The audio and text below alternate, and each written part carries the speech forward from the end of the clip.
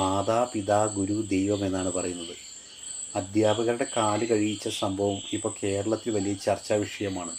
ചില സ്കൂളുകളിൽ അങ്ങനെയൊരു സംഭവം കഴിഞ്ഞ ദിവസം നടക്കുകയുണ്ടായി. അധ്യാപകരുടെ കാല് കഴി വന്ദിക്കുന്നു കുട്ടികൾ. അത് സോഷ്യൽ മീഡിയയിലൊക്കെ വലിയ ചർച്ചയ്ക്ക് വഴിതെളിച്ചൊരു സംഭവമാണ്. അതിനെതിരെ ചില പ്രതിഷേധങ്ങളും ശക്തമായ പ്രതിഷേധങ്ങളൊക്കെ പല സ്ഥലങ്ങളിലും നടക്കുകയുണ്ടായി. വിദ്യാഭ്യാസ മന്ത്രി തന്നെ അതിനെക്കുറിച്ച് അന്വേഷിക്കാൻ ഉത്തരവിട്ടു. ചിലയിടത്ത് അത് കേസായി.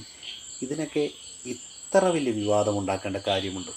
ഇത് നമ്മുടെ ഒരു സംസ്കാരത്തിൻ്റെ ഭാഗമായിരുന്നില്ലേ? ഭാരത സംസ്കാരം എന്ന ഭാരതീയ സംസ്കാരം എന്നാൽ ഒരു ഗുരുകുല സമ്പ്രദായം നിലനിന്നിരുന്ന ഒരു സംസ്കാരമാണ്.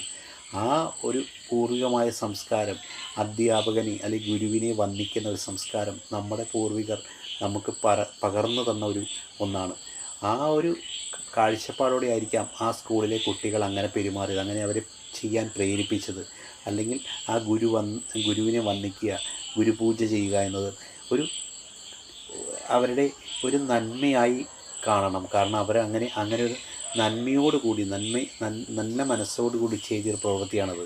അധ്യാപകനെ വന്ദിക്കുക, അധ്യാപകർക്ക് തന്നെ പഠിപ്പിക്കുന്ന, തനിക്ക് അറിവ് പകർന്നു തരുന്ന ആ ഗുരുതുല്യനായ ആ മനുഷ്യനെ അവരെ ആദരിക്കുക, അവരെ വന്ദിക്കുക എന്നൊക്കെ പറയുന്നത് അത്ര പുണ്യമായൊരു പ്രവൃത്തിയാണ്. നമ്മുടെ സംസ്കാരത്തിൻ്റെ, നമ്മുടെ ഭാരതീയ സംസ്കാരത്തിൽ അതിനൊക്കെ വലിയ വില കൽപ്പിക്കപ്പെട്ടിരുന്നൊരു കാലമുണ്ടായിരുന്നു.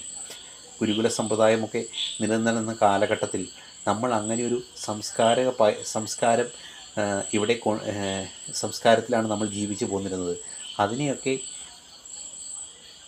ഉൾക്കൊള്ളാൻ കഴിയാത്ത ചില മനുഷ്യരുടെ വികലമായ മനസ്സിൻ്റെ കാഴ്ചപ്പാടുകൾ തന്നെയാണ് ഇങ്ങനെയുള്ള ചില കാര്യങ്ങളൊക്കെ ചെയ്യുമ്പോൾ അതിനെതിരെ പ്രതിഷേധിക്കാനോ അല്ലെങ്കിൽ പ്രകടനം നടത്താനോ ഒക്കെ പ്രേരിപ്പിക്കുന്നത്. ഇവിടെ നമ്മുടെ സംസ്കാരത്തെ തച്ചുടച്ച് വേറെ ഏതെങ്കിലും ഒരു സംസ്കാരത്തെ ഇവിടെ പ്രതിഷ്ഠിക്കാൻ, അല്ലെങ്കിൽ ഒരു വെസ്റ്റേൺ കൾച്ചറിനെ ഇവിടെ കൊണ്ടുവന്ന് ഇവിടെ തോന്നിയോണം ജീവിക്കാൻ പ്രേരിപ്പിക്കുന്ന ചില മനുഷ്യരുടെ കപടമായ ചിന്താഗതികൾ തന്നെയാണ് ഇതിനൊക്കെ ആധാരമായി തോന്നുന്നത്.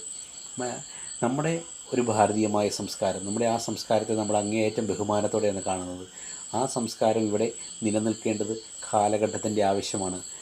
ഭാരതീയൻ എന്ന രീതിയിൽ നമ്മൾ അഭിമാനം കൊള്ളുന്നത് ആ സംസ്കാരത്തിൽ ജനിച്ചു ജീവിച്ചു പോകുന്നതുകൊണ്ടാണ്. അതിനെ ഇല്ലാതാക്കാൻ ശ്രമിക്കുന്ന ചില മനുഷ്യരുടെ കാഴ്ചപ്പാടുകളാണ് ഇങ്ങനെയുള്ള പല പ്രവൃത്തികളും ചെയ്യാൻ അവരെ പ്രേരിപ്പിക്കുന്നത്. അധ്യാപകനെ പൂജിക്കുന്നത് കൊണ്ടോ അധ്യാപകനെ വന്ദിക്കുന്നത് കൊണ്ടോ എന്താണ് തെറ്റുള്ളത്? അധ്യാപകൻ എന്നാൽ അറിവാകുന്ന വെളിച്ചം തലമുറകളിലേക്ക് പകർന്നു തരുന്നവരാണ്. ആ ഗുരുവിനെ പൂജ ചെയ്യുന്നതിലോ ആ ഗുരുവിനെ വന്ദിക്കുന്നതിലോ എന്താണ് തെറ്റുള്ളത്? അതിനെ ചോദ്യം ചെയ്യുക. അങ്ങനെയുള്ള കാര്യങ്ങൾ